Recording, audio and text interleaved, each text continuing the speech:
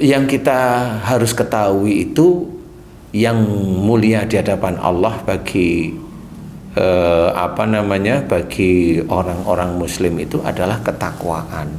Inna akramakum indallahi atqakum itu sudah dijelaskan. Jadi di sini tidak memperlihatkan bangsa. Tidak memperlihatkan bangsa. Jadi kalau ada orang yang dia merasa itu hebat, benar, tidak punya dosa, selesai dia di titik itu.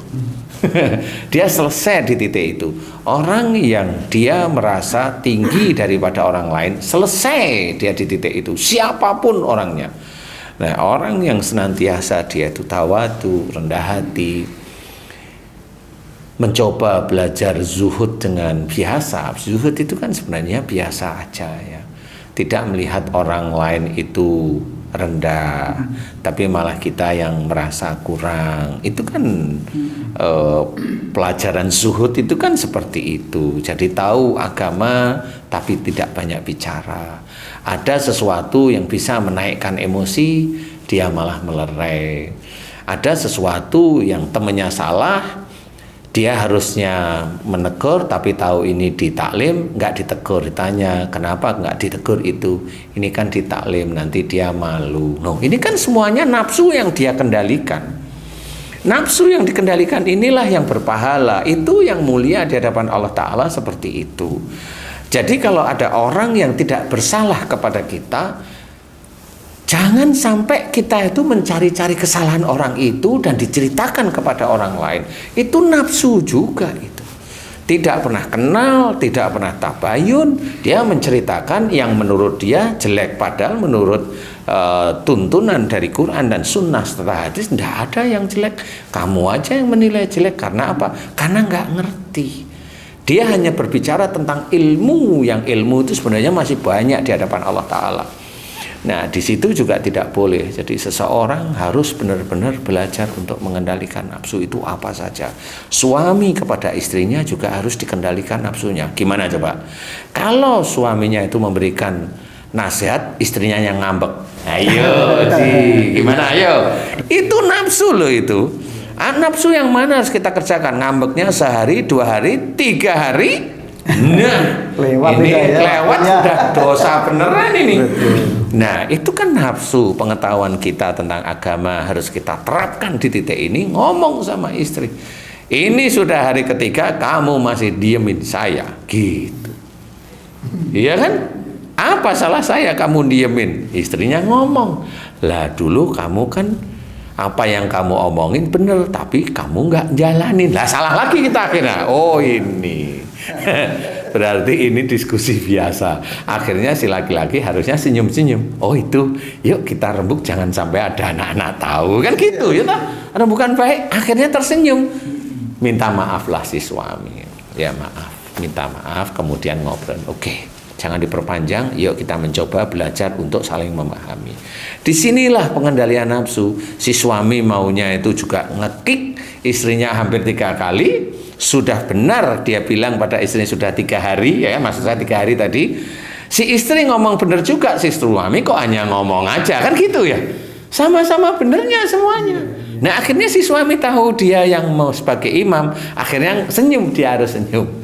Ini istriku beneran ini. Nah, kan harusnya seperti itu. Ini istriku. Berarti kamu harus ngomonglah kepada saya kalau seperti itu. Karena saya walaupun saya imam, saya masih ada salah, tegurlah baik-baik. Jangan diam seperti itu. Kalau kamu diam, semuanya nanti kamu dan saya dua-duanya belum tentu ketemu di surga.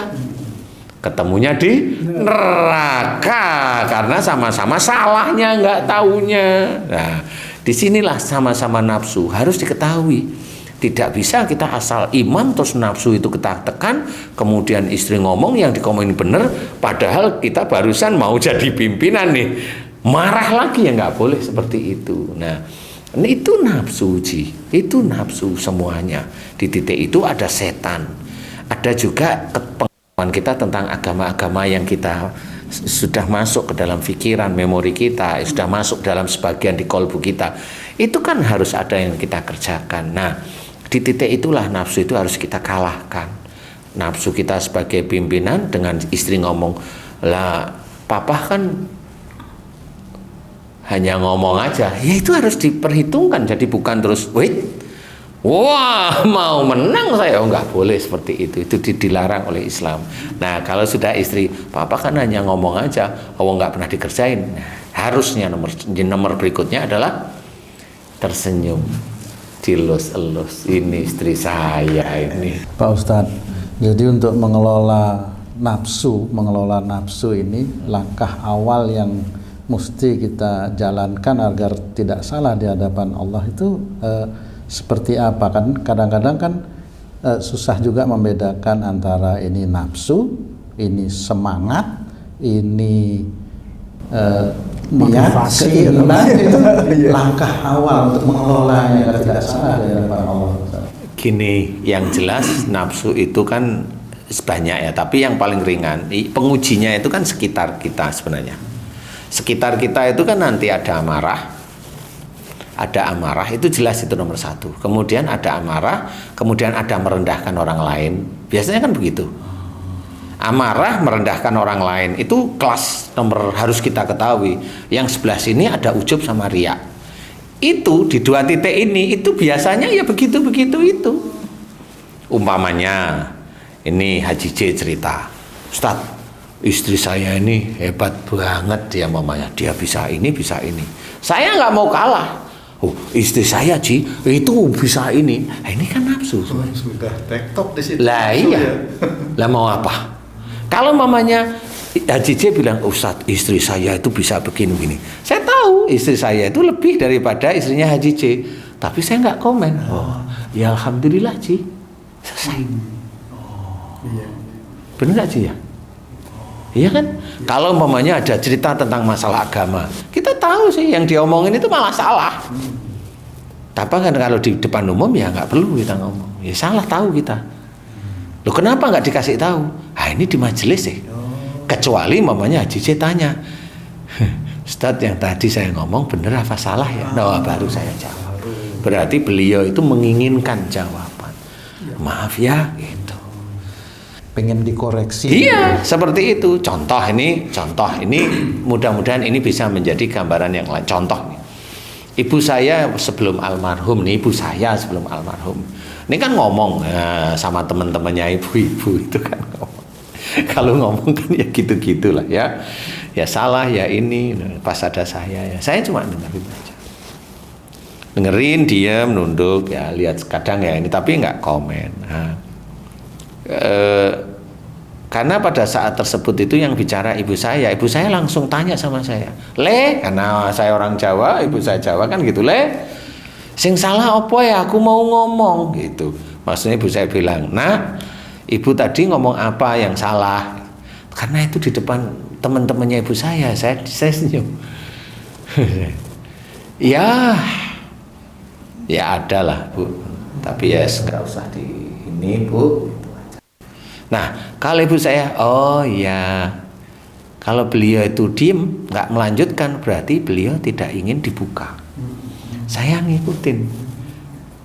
Nah, setelah teman-temannya pulang, baru tanya, salahku apa tadi? Nah, baru saya, ibu mau saya koreksi? Iya mau, aku kan ya pengen masuk surga, jadi aku nggak pengen dosa terus menerus. Oh iya, maaf ya Bu, tadi Ibu salah ngomong di sini, sehingga itu menjadikan Ibu dicatat tidak baik oleh Allah Ta'ala. Astaghfirullahaladzim. Baru Ibu, astaghfirullah, ampuni aku ya Allah. Nah, seperti itu. Nah, itu harus dikerjakan anak kepada orang tua. Berarti pengendalian nafsu itu di samping untuk menghindari salah kita di hadapan Allah, juga bisa menyelamatkan orang lain di hadapan Allah. Seperti itu Pak Ustaz. Iya, jangan sampai orang tua salah benar apa enggak cocok langsung. Salah tuh mah, anu padahal di majelis. Ya jaga adab ya. Itu nggak jaga adab itu namanya. Walaupun itu majelisnya itu lingkungan sendiri, tapi adab udah nggak dapet. Kita udah salah. Kemudian itu orang tua. Kemudian kita menjatuhkan martabat orang tua di depan orang lain. Itu sudah dosa. Kemudian kita merasa benar daripada orang tua, dosa lagi. Dari titik itu udah habis itu. Nah, disitulah yang harus kita kerjakan. Walaupun itu istri kita, mamanya. Istri kita itu salah, mamanya. Ya, istri kita salah di depan teman-teman kita, di teman-teman semua lah. Itu salah itu hanya cuma dicubit dikit aja. Atau kita dengerin bisik, jangan teruskan. Dosa kamu selesai. Ya.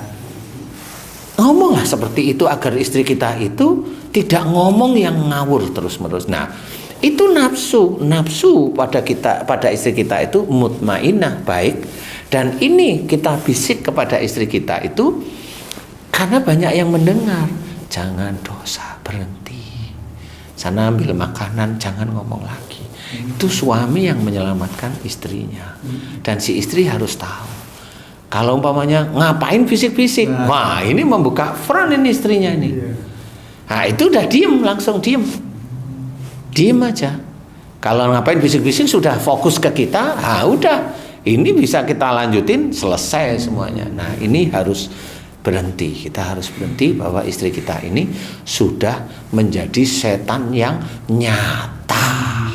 Bang Zeng, ada yang ingin disampaikan? Ada yang Cukup disampaikan? jelas, cukup jelas. Semuanya jelas ya. Alhamdulillah jelas. Oke, ada yang ingin disampaikan lagi Ustaz sebelum kita tutup? Ya, saya hanya menggarisbawahi yang tadi bahwa berperang melawan hawa nafsu itulah yang terberat, itu memang benar. Sehingga apa yang dikatakan Rasulullah itu walaupun pada saat selesai berperang di perang Badar tersebut, tapi gaungnya harus sampai sekarang. Nafsu itu tersulit. Nafsu itu tersulit, bukan hanya perang saja. Nafsu itulah yang tersulit di mana aja di lingkungan kita. Ayo kita aplikasikan bahwa kita itu walaupun tidak ada perang di negara ini, tetapi merangi hawa nafsu kita untuk kita merasa lebih hebat, benar, pintar, paling Islam sendiri. Coba kita perangi yang itu, karena itu ada unsur ujub, riya, bahkan sombong.